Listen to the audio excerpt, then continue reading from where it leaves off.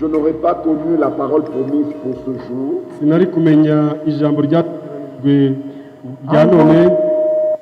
Was a young preacher in the Pentecostal movement. J'étais un jeune prédicateur dans le mouvement pentecôtiste. Nari umubwiriza ukiri umusore mu itorero ry'abapentekoste.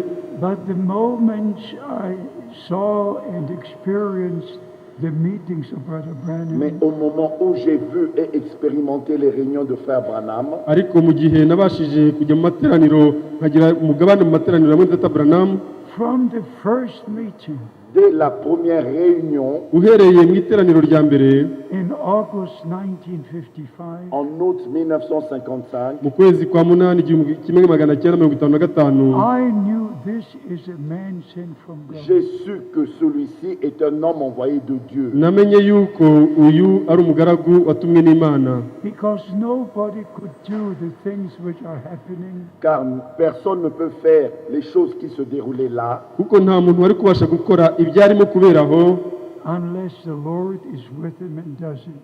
à moins que Dieu soit avec lui et le fasse lui-même. kereka Imana iri kumwe nawe ndetse ikabikora yonyine ubwayo. But the special prophetic ministry Mais le ministère spécial prophétique ariko ubukozi budasanzwe bw'ubuhanuzi was to draw our attention to the message of the hour. c'était pour attirer notre attention au message de l'heure. bwari ukugira ngo twitondere ubutumwa bw'igihe. And just like Brother Branham had found his place, Et de même manière que Frère Branham a trouvé sa place nk'uko rero mwene Data Branham yabashije kubona umwanya we to store in the food, pour emmagasiner la nourriture, wo kubasha guhunika ibyo kurya, he never said that he would distribute the food. il n'a jamais dit que lui, il allait distribuer la nourriture. ntiyigeze avuga yuko we azagabura ibyo kurya. He was only told to store in the Il food. lui fut dit seulement de emmagasiner la nourriture. yabwiwe gusa guhunika ibyo kurya. But in Matthew 24, Mais dans Matthieu chapitre 24, ariko muri matayo 24 we have the divine commission. nous voyons le mandat divin. tuhabona inshingano y'umurimo yatanzwe n'Imana. Just before Matthew 25 happened, Juste avant que Matthieu chapitre 25 arrive, mbere gatoya y'aho matayo 25 isohora. this is very important to recognize. ça c'est vraiment très important de reconnaître cela. Ibi ni ibyangombwa cyane kubimenya. It's not in Matthew 12, Ce n'est pas dans Matthieu chapitre 12, ntabwo byanditswe muri matayo not in 12 Matthew 20. non plus Matthieu chapitre 20, cyangwa matayo 20, It's in Matthew 24. mais c'est dans Matthieu chapitre 24. ahubwo ni muri matayo About the 24 food that would be distributed among the people of God. De la nourriture qui doit être distribuée parmi le peuple de niyo Dieu. havugwa ibyo kurya bigomba kugaburwa iyo 30.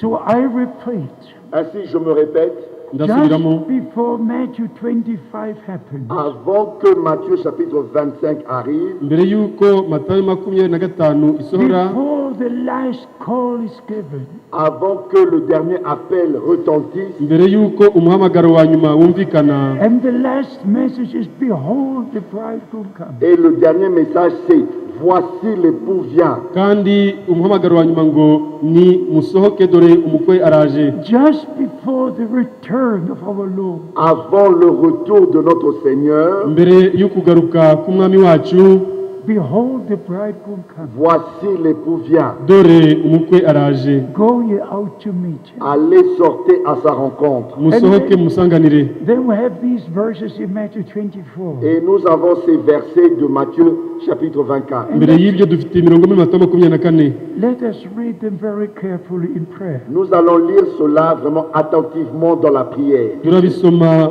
mu buryo butuje turimo gusenga. It's the last promise before the Lord returns. C'est la dernière promesse avant le retour du Seigneur. niryo sezerano rya nyuma mbere yo kugaruka k'umwami. Yes, you can read. Yes, 45 to 47.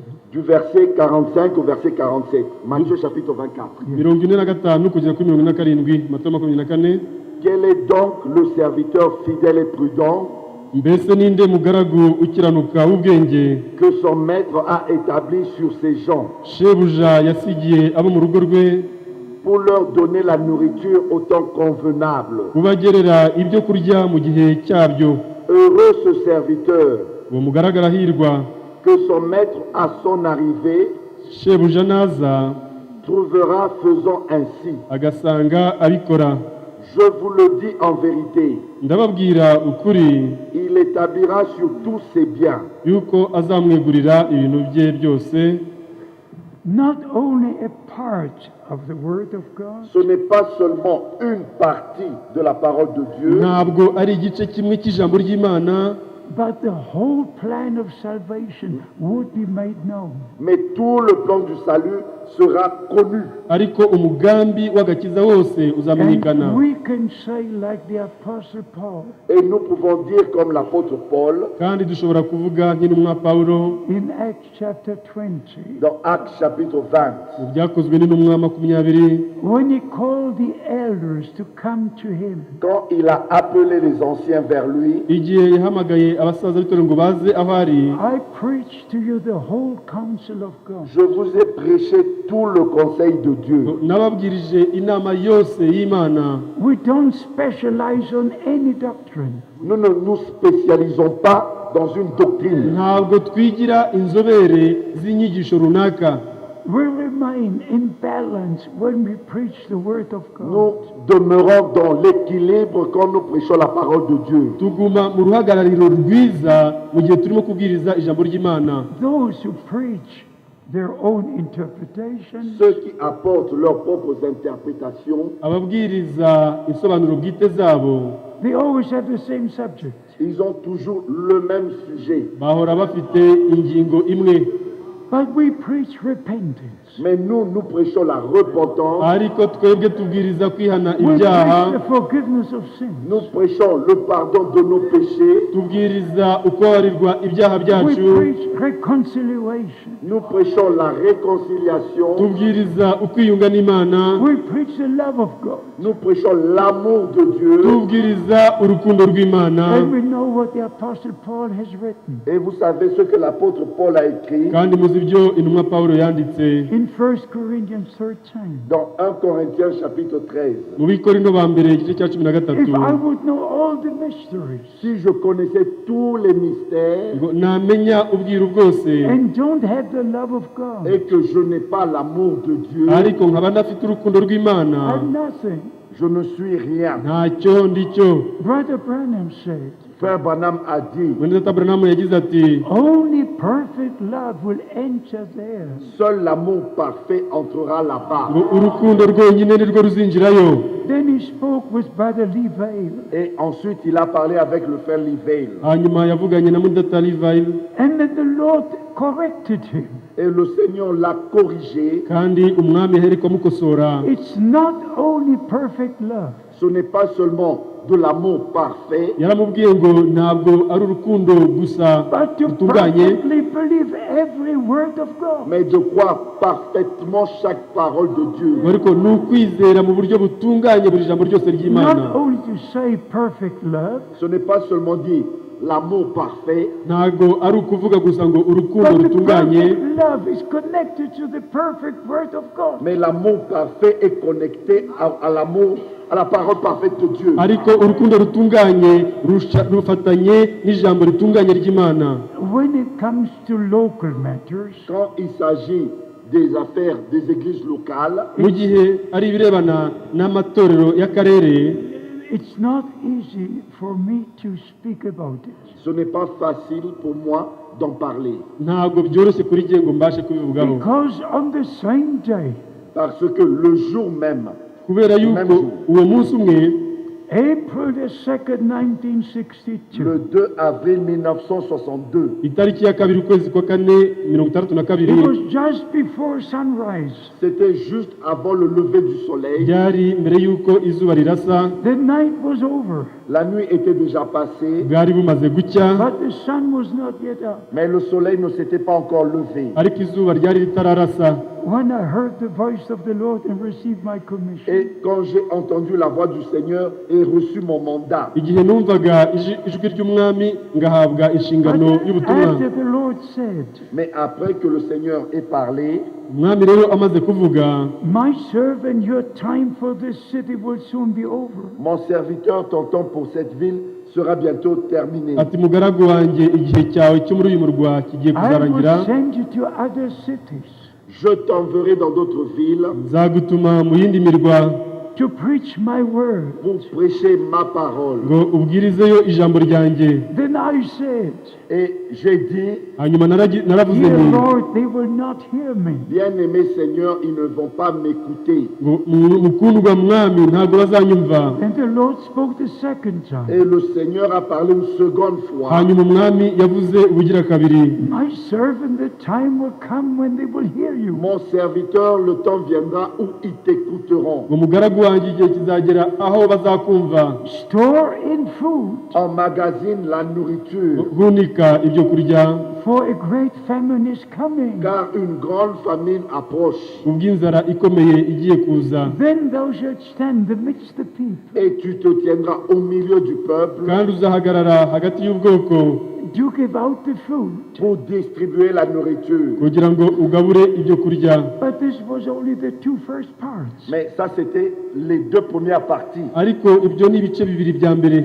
Then the Lord spoke again. Et le Seigneur a dit encore, Hanyuma umwami My yasubiye kuvuga servant, mon ati serviteur mugaragu wanjye, don't establish local church. n'établit aucune église locale, ntuzashinge amatorero y'akarere, Don't publish a songbook. ne publie aucun livre de cantique, ntuzandike ibitabo by'indirimbo witirirwa, For it is a sign of a denomination. car C'est un signe de dénomination. kubera yuko ibyo ari ikimenyetso cy'idini. This is part of the divine commission. Ça, c'est une partie du mandat divin. Ibi bigize ni kimwe mu bigize inshingano y'umurimo. If I should involve in local matters, Si je dois m'impliquer dans les affaires des églises locales, niba ngomba kwinjira mu bibazo I by'amatorero y'akarere, would have to stay here for a year or two. je devrais donc rester ici pendant 1 année ou 2 ans. nakagombye kuguma hano umwaka umwe cyangwa ibiri. But I just come and go. Mais moi, je ne fais que venir et partir. nyamara ndaza ngasubira nkagenda. I only stay 1-2 days. Je ne reste que 1 ou 2 jours. nguma ahantu hamwe iminsi ibiri cyangwa itatu, Have umunsi 2 umwe cyangwa or ibiri, 3 meetings. Et tenir 2 ou 3 réunions. hanyuma tukagira amateraniro abiri And I cyangwa go atatu, to the next city, next Et country. je continue dans la ville suivante, le pays suivant. hanyuma ngakomeza mu kindi gihugu no ndetse no mu rundi murwa. But by the grace of Almighty God, Mais par la grâce du Dieu Tout-Puissant, ariko kubw'ubuntu bw'Imana ishobora byose, if you humble yourself si vous vous humiliez niba muciye bugufi and esteem your brother higher than yourself, et que vous estimiez vos frères plus que vous-même, ukabona yuko mwene so hari icyo uko akuruta, as the scripture says, comme l'Écriture le dit, nk'uko ibyanditswe bivuga, that the Lord will arrange all things in the local church. c'est ainsi que le Seigneur va arranger tout dans les églises locales. L'église uko locale. niko umwami azabasha God placed gukemura byose mu matorero the y'akarere. ministry, Dieu a placé les 5 ministères, Imana yashyizeho ubukozi butanu, but in every local church there are elders. mais dans chaque église locale, il y a des anciens. ariko muri buri torero ry'akarere harimo abasaza b'itorero. God does not know the one-man system. Dieu ne connaît pas un système fait d'un seul homme. ntabwo Imana yemera imikorere igengwa n'umuntu umwe gusa, like it is practiced in the USA. Comme c'est en pratique aux États-Unis. nk'uko ariyo migenzereze muri Leta Zunze Ubumwe za Amerika. There's one pastor, one pastor, one pastor. Il n'y a qu'un seul pasteur et lui seul le pasteur. ni ukuvuga ngo pasitori umwe ni uwo gusa, nta wundi. And the pastor takes all the tithes of the people. Et le pasteur ramasse toutes les dîmes du peuple. noneho uwo mupasitori akaba ariwe ukusanya Many ibyacumi have byose become by'ubwoko. millionaires. Il Many y en have a become millionaires. plusieurs qui sont devenus des millionnaires. nibo benshi That's babaye a abakungu cyane. denomination system. Ça, c'est un système dénominationnel. iyo ni imikorere ya kidini. We must work together. Nous devons travailler ensemble. tugomba gukorera hamwe, And the congregation will recognize if you have a ministry. Et la congrégation reconnaîtra si tu as un ministère. kandi iteraniro rizamenya niba koko ufite ubukozi. The congregation will recognize if you've got an evangelistic ministry. Et la congrégation verra si vous avez un ministère d'évangéliste iteraniro niryo rizamenya niba ufite umurimo w'umuvugabutumwa bwiza Or a teaching ministry. ou un ministère d'enseignement. cyangwa niba ufite ubukozi bw'ubwigisha. There are different ministries, Il y a des différents ministères, hari ubukozi butandukanye, but the same Holy Spirit. mais c'est le même Saint-Esprit. ariko ni umwuka wera umwe. But the moment a brother thinks Mais au moment où un frère pense ariko mu gihe mwene data yakwibaza ko that he will start the church, que lui, il va commencer une église, ko agiye gutangiza that itorero, is something. que lui, il est quelqu'un, ko hari icyo ari cyo, We're all just nothing. nous sommes tous rien. twese ntacyo turi cyo.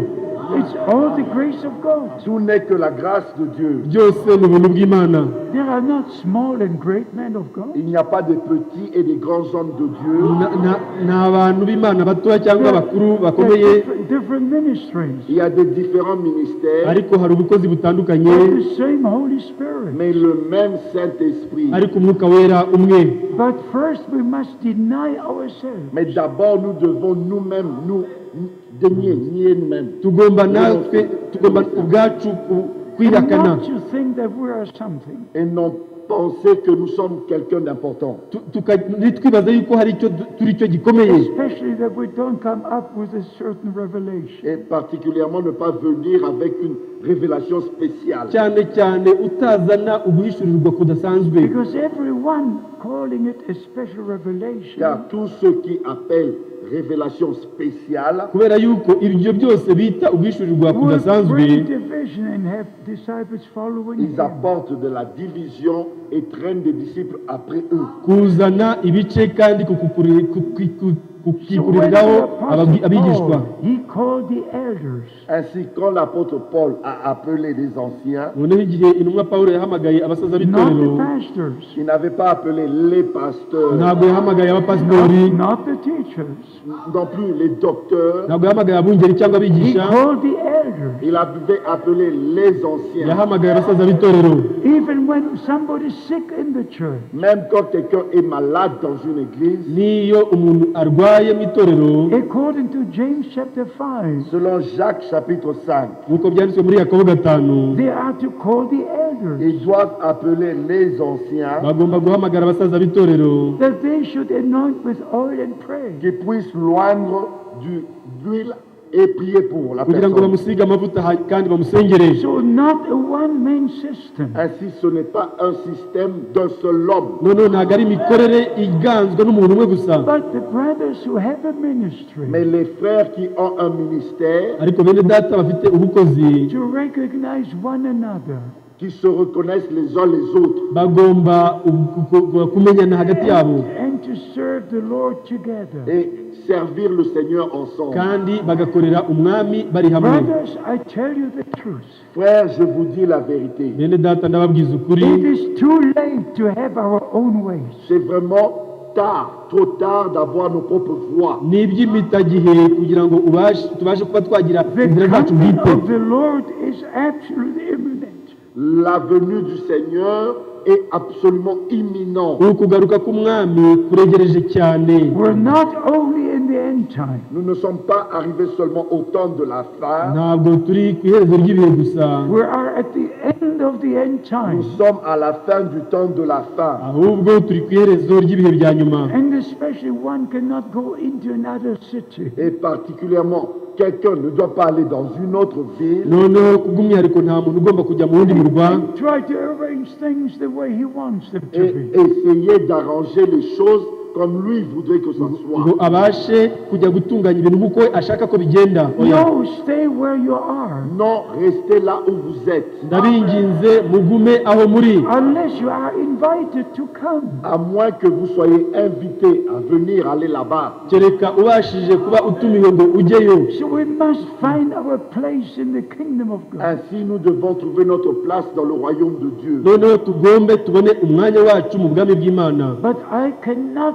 involve in local matters. Mais moi, je ne peux pas m'impliquer dans les affaires des églises locales. ariko njyewe ntabwo nabasha kwivanga mu bibazo by'amatorero y'akarere. I can only say this is the way it was in Bible days. Je ne peux que dire, voici comment c'était dans les jours de la Bible. icyo navuga gusa ni uku niko byari bimeze mu minsi ya bibiliya. But now, for me, it's not the time to establish local Mais churches. maintenant, pour moi, ce n'est pas le temps pour établir des églises locales. ariko kuri igihe iki si cyo gihe cyo gushyiraho amatorero y'akarere. But you are in the various cities. Mais vous êtes dans des différentes villes. ariko mwebwe muri mu mirwa itandukanye. And God knows the many emails we are receiving. Si vous connaissiez au moins les nombreux emails que nous recevons ariko mwibajije inzandiko zica kuri imeri About twakira the many problems in the local church. au sujet de nombreux problèmes dans les églises locales.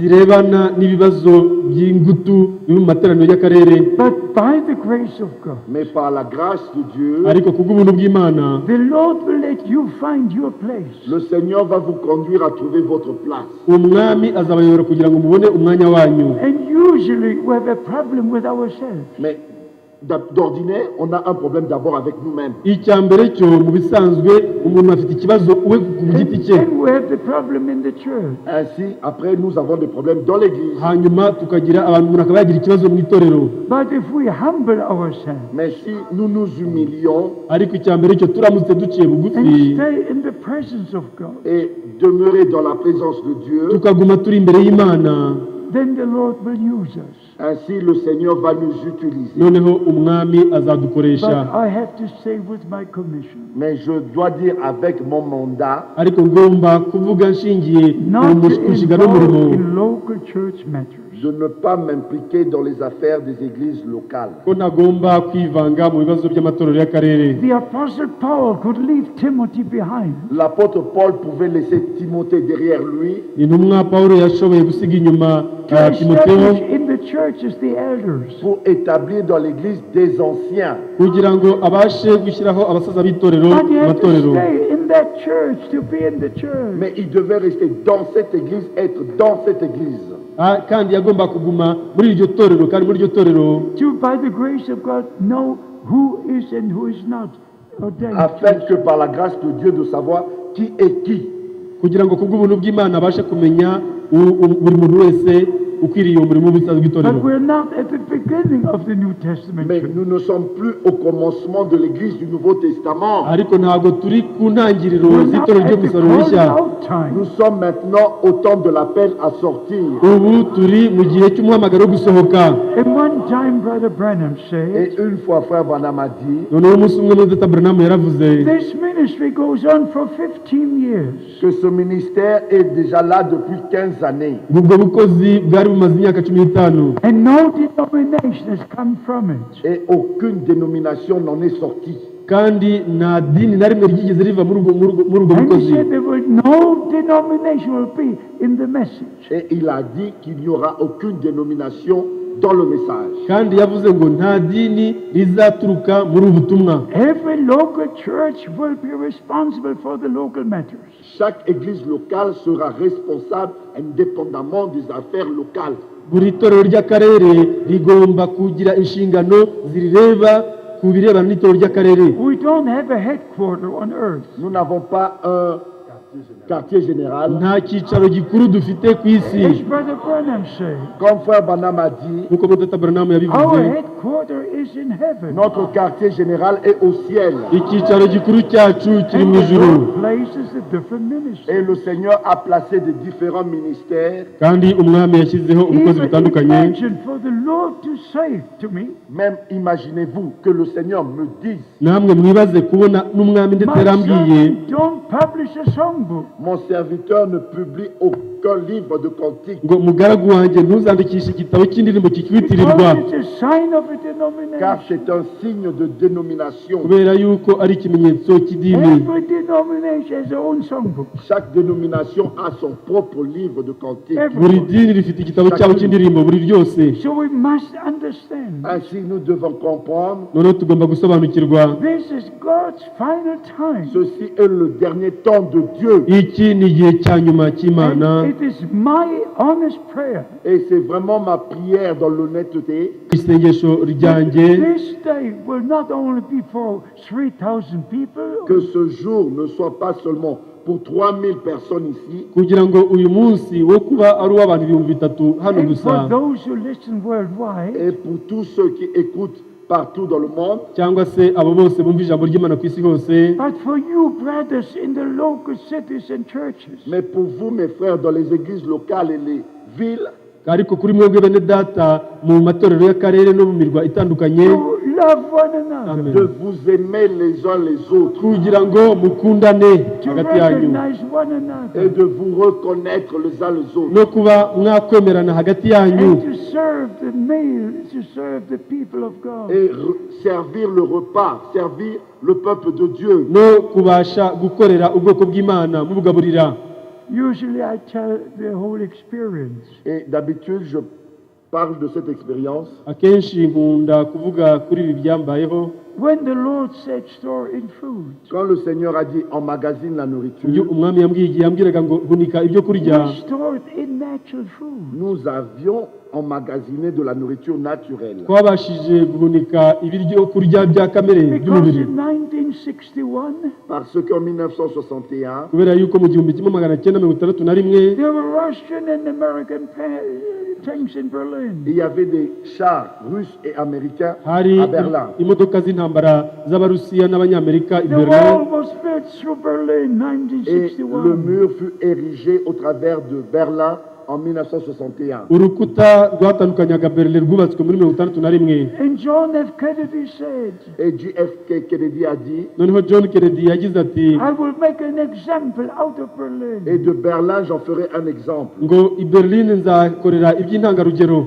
There was the Cuba Il crisis. y avait la crise de Cuba, hariho ukumvikana bikeya uri Cuba, The of the Cold War. Il y avait la guerre froide. hari icyo bise intambara Le point culminant. We didn't know what would happen next. intambara Et nous ne ikonje savions pas ce qui allait arriver. yari igeze ku ndunduro tutazi ikizakurikiraho. So I thought there would be a tragedy upon our nation. Ainsi, j'ai pensé qu'il y aura une tragédie qui viendrait sur notre nation. noneho nibajije ko hazabaho amakuba azaza mu gihugu And cyacu. we stored the natural food. Et nous avions emmagasiné de la nourriture naturelle. noneho ubwacu twahunitse ibyo kurya bya kamere bisanzwe, But no tragedy came. Mais il n'y eut aucune tragédie, ariko nta makuba yigeze abaho, No famine came. aucune famine. nta nzara yigeze ibaho. So in November 62, Ainsi, en novembre 1962, noneho mu kwezi kwa 11 mirongo I itandatu na said, kabiri "Dear Lord, I cannot preach anymore. j'ai dit, bien-aimé Seigneur, je ne peux plus continuer à prêcher. naravuze ni mukundwa mwami, ntabwo nakomeza You kubwiriza. said the famine will come. Tu as dit qu'une famine allait arriver waravuze ngo inzara No izatera, famine has come.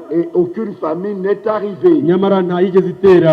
I cannot live. I cannot preach Je ne anymore. peux plus vivre, je ne peux pas continuer à prêcher. ntabwo nasubira kubaho, nta nubwo nzakomeza In this kubwiriza. desperation, November 1962, Et dans ce désespoir de novembre 1962, muri uko kwiheba kwabayeho mu kwezi kwa 11 mirongo itandatu na kabiri, j'ai appelé Frère Branham. nahamagaye muri data Branham whether I could come to see him. Si je pouvais venir le voir, niba nashobora kujya Because I kumureba, wanted an answer from God. car je m'attendais, je voulais une réponse de Dieu. kubera yuko nashakaga igisubizo kivuye ku And Mana. then we came together on December the 3rd, Monday. Et nous nous sommes retrouvés le lundi 3 décembre 1962. noneho twahuye kuwa mbere itariki ya gatatu ukwezi kwa 12 He mirongo asked itandatu me na to kabiri, preach in the tabernacle. Il m'a demandé de prêcher à sa place au tabernacle. yansabye yuko mbwiriza mu mwanya we On mu Sunday, rusengero the iwe 2nd December 62. Le 2 décembre, dimanche 1962. itariki ya kabiri ukwezi kwa 12 And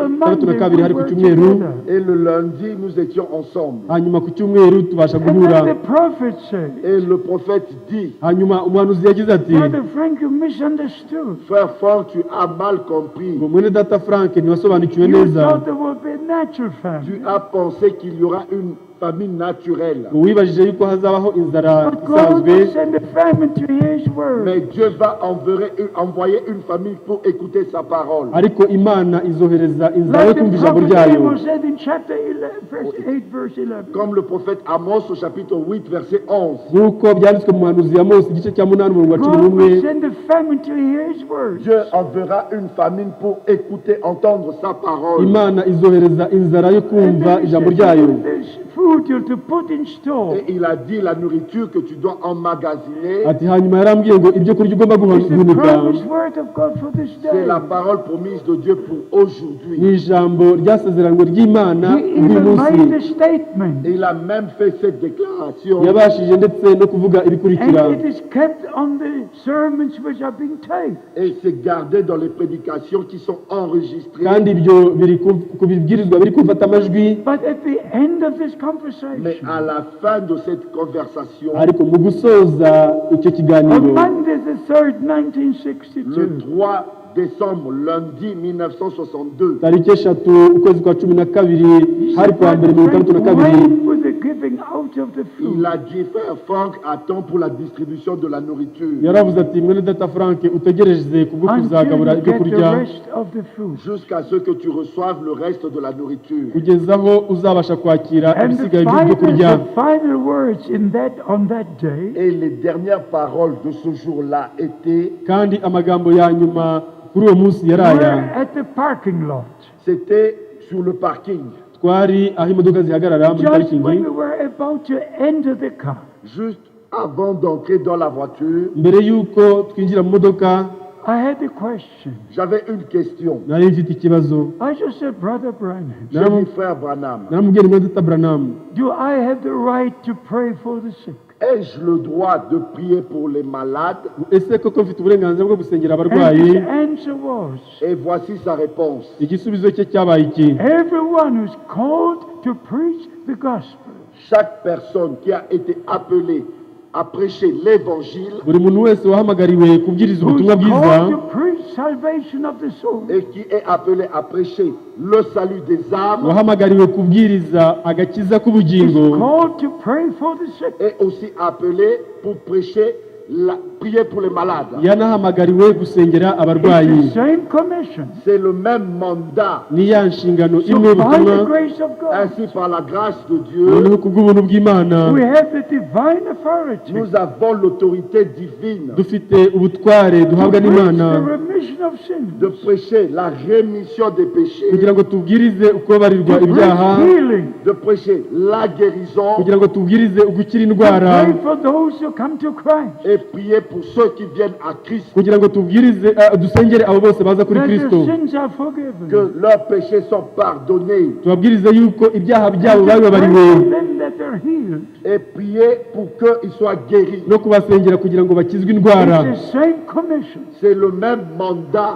Iyo ni inshingano imwe. So, beloved brothers, let us find our place. Ainsi, mes bien-aimés frères, trouvons notre place. Noneho bene data na bashiki banjye, mureke tubone umwanya wacu. Coming back to Matthew 24, Et retournons dans Matthieu chapitre 24. Dusubiye noneho muri Matayo 24. I emphasize again, Et je mets encore l'accent, j'insiste, Ndashimangira just before Matthew 25, juste avant Matthieu chapitre yuko 25, ibyo bibanziriza Matayo the 25, last promise la dernière promesse isezerano rya to nyuma distribute the food, pour distribuer la nourriture ryo kugabura ibyo to kurya share every word of God. et partager, distribuer chaque parole de Dieu no kugabura buri jambo ry'Imana ryose With the true bride of Christ. avec la véritable épouse de Christ, hamwe n'umugeni nyakuri wa Kristo, With those who have an ear to hear what the Spirit has à to say. ceux qui ont des oreilles pour entendre ce que l'Esprit dit. ku bwabo bose bafite amatwi yo kumva icyo umwuka avuga.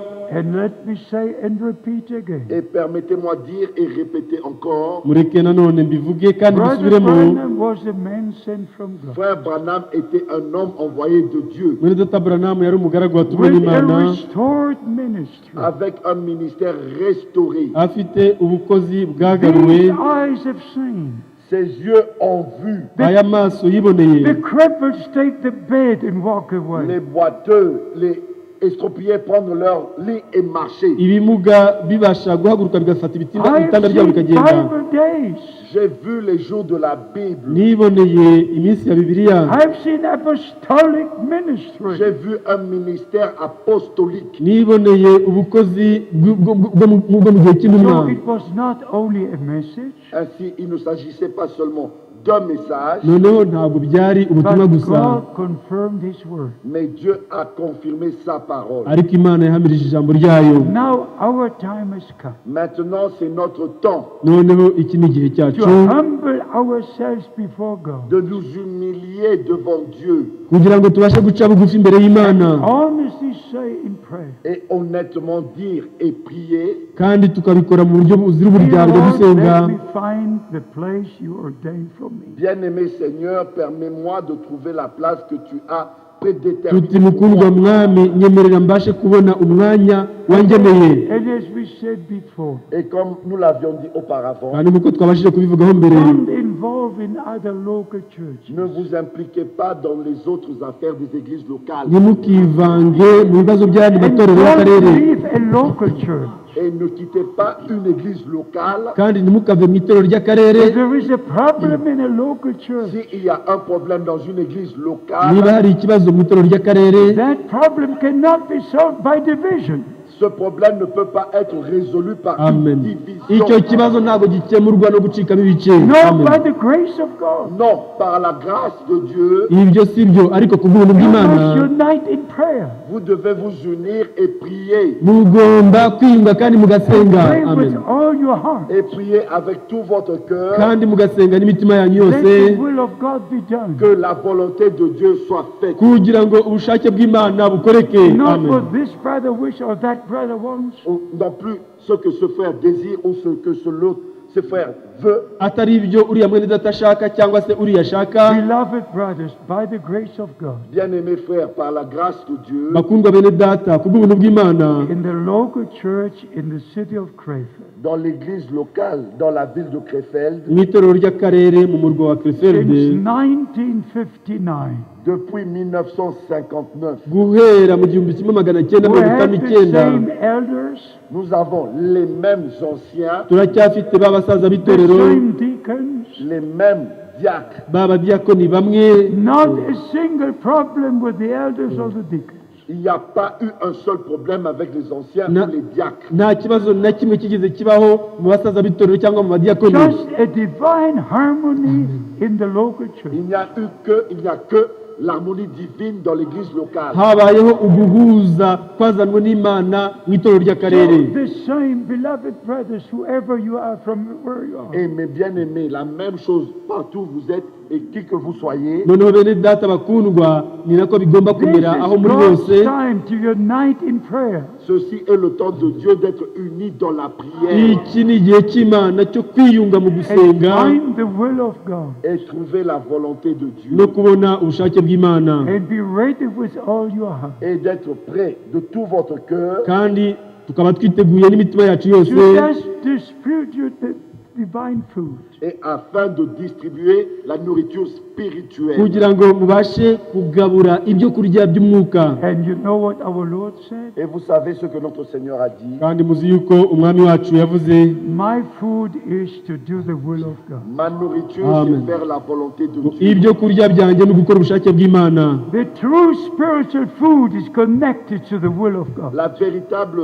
nourriture spirituelle est connectée à la volonté de Dieu. ibyo kurya nyakuri by'umwuka bishamikiye ku bushake bw'imana nyakuri. And as our Lord said in the Garden of Gethsemane, Comme notre Seigneur a dit dans le jardin de Gethsemane, ko umwami wacu yabivuze mu busitani bwa not as getsemane, I will, pas comme je veux, ngo ntibibe nk'uko nshaka, not what I will. pas ce que je veux. ntibibe ibyo nshaka. Read. musome Lisez-le. mubisome. Not what I will, Pas ce que je veux, atari ibyo nshaka, not as I will, pas comme je le veux, atari uko njye mbishaka, but thy will be done. mais que ta volonté soit faite. ariko ubushake bwawe This bukoreke. must be your prayer. Ceci doit être votre prière. iri ni ryo rigomba kuba isengesho ryawe, Not as I will, Pas comme je veux, ngo ntibibe nk'uko mbishaka, not what I will, pas ce que je ntibibe veux, n'uburyo mbishakamo, but the will of God be done. mais que la volonté de Dieu ariko soit faite. ubushake bw'imana bukoreke. It is too late to have our own will. C'est trop tard, le temps est passé d'avoir notre propre ni volonté. iby'imitagihe kugira ngo umuntu abe yagira ubushake bwe Please bwite. don't bring any division. S'il vous plaît, n'apportez aucune division. ndabinginze ntimugasubire kuzana ugucikamo ibice If you ukundi. have a question, Si vous avez une question, niba mufite ikibazo, if you have a Bible question, si vous avez une question biblique, niba mufite ikibazo gishingiye kuri bibiliya, you have a Bible answer. vous avez une réponse biblique. ugira n'igisubizo kiri muri If you bibiliya. have an unscriptural question, Si vous avez une question qui n'est pas scripturaire, uramutse ufite ikibazo kidashingiye kuri bibiliya, you will have an unscriptural answer. et vous allez avoir aussi une réponse qui n'est pas scripturaire. icyo gihe uzabona igisubizo kidashingiye ku byanditswe byera. Like I said today about the 700. Comme je l'ai dit aujourd'hui au sujet des 7 tonnerres, nk'uko nabivuzeho uyu munsi ku birebana no guhindakurirwa It is kw'inkuba, absolutely hurting and hurting. c'est vraiment quelque chose qui blesse profondément. ni ikintu gishengura koko umutima cyane. Brothers hide behind the name of William Branham. Des frères se cachent derrière le nom de William Branham. bene data bamwe bihishe inyuma y'izina rya mudata Who Branham, is putting the prophet, the prophet, the Et prophet? mettre de l'avant le prophète, le prophète, le prophète. bagashyira imbere ngo umuhanuzi umuhanuzi To umuhanuzi, use the authority of the prophet Utiliser l'autorité du prophète kugira ngo bakoreshe ububasha bw'umuhanuzi, for their own interpretation. pour leurs propres interprétations. bakoreshe ubutware bw'umuhanuzi This is kubw'ibisobanuro a bwite zabo. criminal act. C'est un acte criminel. uwo ni umurimo w'ubugome. You cannot only read one statement from here. Vous ne pouvez pas seulement prendre une kandi déclaration. bane namwe, Are you ready to dedicate your life to the Lord? Êtes-vous prêt à consacrer votre vie au Seigneur? ese koko mwiteguye kwegurira ubugingo bwanyu umwami? Then let us stand to our feet. Nous allons nous mettre debout sur nos pieds, turi buhaguruke twese Just in the presence of Almighty God, dans la présence du Dieu Tout-Puissant, turi imbere y'Imana isumba byose, to recognize our place in the church and ministry of God. et de reconnaître notre place dans l'Église et le ministère de Dieu. kugira ngo tubashe kumenya umwanya wacu mu itorero none We n'umurimo are here w'Imana. from different countries, Nous venons ici de différents pays twaje hano tuvuye mu bihugu different bitandukanye, languages, et de différentes langues. no mu ndimi zitandukanye, but we are one in Christ. Mais nous sommes tous un en Christ. ariko turi umwe muri Kristo. There's only one bride. Il n'existe qu'une seule épouse. Hariho gusa umugeni umwe. Brother Branham said, Et Frère Branham a dit, Kandi mwene data Branham yagize the ati bride is taken out of the church. l'épouse sort de l'église. ngo umugeni azaturuka mu The itorero. true children of God Les vrais enfants de Dieu Abana b'Imana nyakuri are now manifested, sont maintenant en train d'être manifestés. ubu barimo kugaragazwa, believing the word of God, Et ils croient la parole de Dieu kandi bizera ijambo ry'Imana, rejecting every et interpretation. rejettent toute interprétation. bakanga insobanuro bwite And zose. beloved brothers, I have to say this. Et bien-aimés frères, je dois dire ceci. Kandi bakundwa bene data, ngomba kuvuga ibikurikira. When you read Brother Branham's sermons, Quand vous lisez les prédications de Frère Branham, Uramutse usomye ibibwirizwa bya mwene data when Branham, you hear the taped messages, quand vous écoutez les messages bande magnétique, usomye wumvise ibibwirizwa biri ku you mfatamajwi, don't need to say anything. vous n'avez pas besoin de dire quoi que ce soit. nta kintu kindi wabasha kubivugaho. Just hear what he said. Écoutez simplement ce qu'il dit. Kumva gusa ibyo avuga. But when you preach the word of God. Mais quand vous prêchez, prêchez la parole de Ariko Dieu. mu gihe ubwirije, bwiriza ijambo ry'Imana. This is what we do in our local church. C'est ce que nous faisons dans notre église locale. Ibyo ni byo dukora mu itorero ryacu ry'akarere. We have one brother. Nous avons un frère. Dufite mwene data umwe, On every Sunday, if I'm not there, Chaque dimanche, quand je ne suis pas présent, buri cyumweru iyo ntahari, he reads from a sermon of Brother Branham. il lit des prédications de Frère Branham. asoma mu bibwirizwa bya mwene data Branham, Not just one statement from here and from Il here. ne prend pas d'une déclaration ici ou de là-bas. ntabwo afata interuro hamwe iyindi He ahandi, just reads like this. Il lit de haut en bas. arasoma atangiye And aho emphasizes gitangirira, what Brother Branham said. Et met l'accent sur ce que Frère Branham a dit, akabasha koko gushimangira ibyo mwene data Branham Without yavuze, giving any interpretation. sans ajouter ou donner une quelconque interprétation. atabashije kugira icyo yongera cyangwa atanga But insobanuro when bwite. we preach the word of Mais God. quand nous prêchons la parole de Dieu. Ariko iyo tubwiriza ijambo ry'Imana. Brothers, I tell you this now before we close. Et frère, je vous dis maintenant, avant que nous concluions, Noneho bene data, turababwira ibikurikira mbere yuko I dusoza. refer today to the experience in Marseille, France. je me suis référé aujourd'hui à l'expérience à Marseille en France. Uyu munsi nabashije kuvuga ku byo nabashije kwerekwa mu gihe nari Marseille mu Bufaransa. imagine what this means to me. Vous ne pouvez pas vous imaginer ce que cela veut dire pour moi. Ibyo ntabwo mwakwibaza icyo bisobanuye kuri jye, With the divine commission, Avec un mandat divin, koko nshingiye ku nshingano my y'umurimo servant nahawe rise Imana. and read 2 Timothy mon 4. serviteur, lève-toi et lis 2 Timothée chapitre 4. ngo mugaragu wanjye byuka usome Timoteyo wa For I kabiri igice want cya to kane, speak with you. Car je veux te parler. kuko nshaka kuvugana nawe. What was it? Il s'agissait de quoi? Ese ibyo byari iki? Not to preach imagination.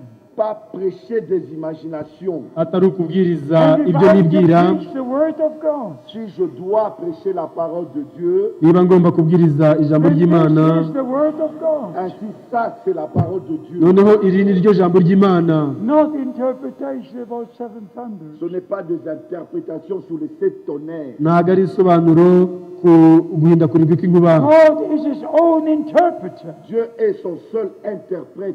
Imana niyo yisobanurira And ubwayo ijambo everything ryayo. that belonged to the ministry of Brother Et Branham tout ce qui est lié, appartenant au ministère de Frère Branham, Kandi ibyo byose bishamikiye ku mukozi wa is Data done by Branham the grace of God. est accompli et fait par la grâce. byarashojwe kandi byarakozwe ku bw'ubuntu bw'Imana. I know all the statements Brother Branham made. Je connais toutes les déclarations que Frère Branham a dites. Nzi interuro zose mwene Data Branham yabashije kuvuga, I know how he was feeling. Et je sais comment il ressentait les choses. kandi nzi uburyo yiyumvaga. Because all the doors had closed. Parce que toutes les portes étaient fermées. Kubera yuko imiryango yose yari ikinzwe, Only one door, the full gospel Il n'y businessman. avait qu'une seule porte ouverte, les hommes hommes d'affaires du plein évangile. hari umuryango umwe ukinguye w'abitwa les hommes d'affaires du plein Brother évangile. Branham wanted to go to Alaska. Frère Branham voulait même aller en Alaska. mwene data Branham yashatse no kujya muri He was in Alaska. a desperate Il situation. était dans une situation de désespoir. Yari mu bihe bisa n'ukwiheba, But leave the things with William Mais Branham. laissez ces choses avec William Branham. ariko ibyo bintu nimubirekere mwene data Branham. Even when he said, I will ride this trail once more. Et même quand il a dit, je vais encore parcourir cette route. Nubwo yavugaga ngo nzasubira guca muri uyu muhanda, One brother had a dream. Il y avait un frère qui avait eu un songe. hari mwene data umwe wari wagize And inzozi, he brought the dream to Brother Et Branham. il a apporté ce songe à frère Branham. hanyuma azanire izo nzozi mwene data And Brother Branham, Branham repeated what this brother had in the Et dream. frère Branham a répété ce que ce frère avait vu dans ce songe. mwene data Branham yasubiyemo ibyo uwo mwene data yari yabonye mu But nzozi. Brother Branham never said, I will die and will rise again. Mais frère Branham n'a jamais dit que je mourrai et je ressusciterai. Ntabwo mwene data Branham ubwe yavuze ngo nzapfa hanyuma nzazuke It's kandi oya. absolutely important to leave everything it is the way C'est it is. absolument important de laisser tout là où ça doit être. Birakwiriye kureka ibintu byose mu mwanya wabyo You bigomba kuba are birimo. not called to explain what Brother Branham said. Vous n'avez pas été appelé pour expliquer ce que frère Branham a dit. Ntabwo mwahamagariwe kugira ngo musobanure ibyo You mwene are data Branham here yavuze, to preach the word that was revealed to him. Mais vous êtes ici pour prêcher la parole qui lui avait été révélée. ahubwo muri hano kugira ngo mubwirize ijambo yahishuriwe. I hope you understand. J'espère que vous comprenez. Iyi ndizera Raise yuko your hand if you musobanukiwe. understand.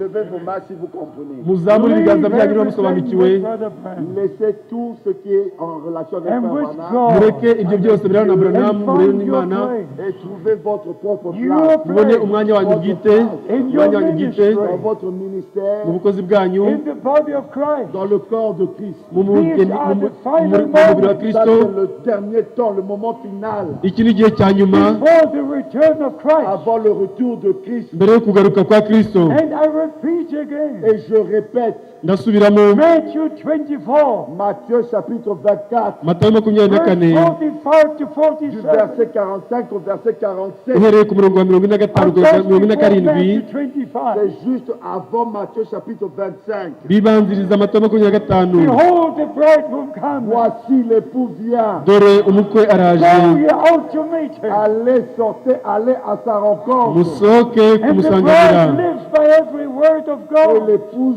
vit par chaque parole de Dieu. kandi umugeni abeshwaho na And buri jambo every ry'Imana, word of God was revealed by the grace Et of God. chaque parole de Dieu a été révélée par la grâce de Dieu. kandi buri jambo ry'Imana ryahishuwe ku bw'ubuntu About bw'Imana. God and about water Au baptism. sujet de la divinité du baptême d'eau, ku birebana n'Imana n'umubatizo w'amazi de l'élection de tout, no gutoranywa, I would not know what happened in the Garden of je Eden. n'aurais pas su ce qui était arrivé dans le jardin d'Éden. ntabwo ubwanjye nari kumenya ibyabereye mu ngobyi ya You would Edeni, not know what happened in the Garden of Et Eden. vous non plus, vous n'auriez pas su ce qui est arrivé dans le jardin d'Éden. namwe ubwanyu nimwari kumenya ibyabereye mu ngobyi ya And Brother Edeni. Branham said, Et frère Branham a dit, ariko muri data Branham yaravuze there was ati only one word added. il n'y a eu qu'un seul mot ajouté. ngo harimo ijambo rimwe gusa ngo kongera, And Eve was deceived.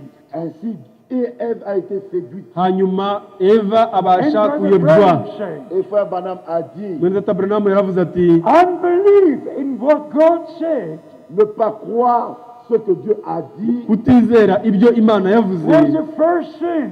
c'était ça le premier péché. icyo nicyo cyabaye icyaha The cya mbere. first sin in the Garden of Eden Le premier péché dans le jardin d'Éden, icyaha cya mbere cyabereye mu ngobyi ya was Edeni unbelief in what God had said to c'était Adam. l'incrédulité dans ce que Dieu avait dit. cyabaye ukutizera ibyo Imana yavuze. Unbelief is terrible. L'incrédulité, c'est terrible. Kutizera ni ibintu by'akaga cyane, It says those who did not believe Et l'Écriture dit, ceux qui n'ont pas cru, kandi icyanditswe kigira ngo they could not abatarizeye enter the promised ils land. ne pouvaient pas entrer dans la terre promise. ntabwo binjiye mu gihugu cy'isezerano. Unbelief and disobedience L'incrédulité et la désobéissance Ukutizera no kutumvira go together.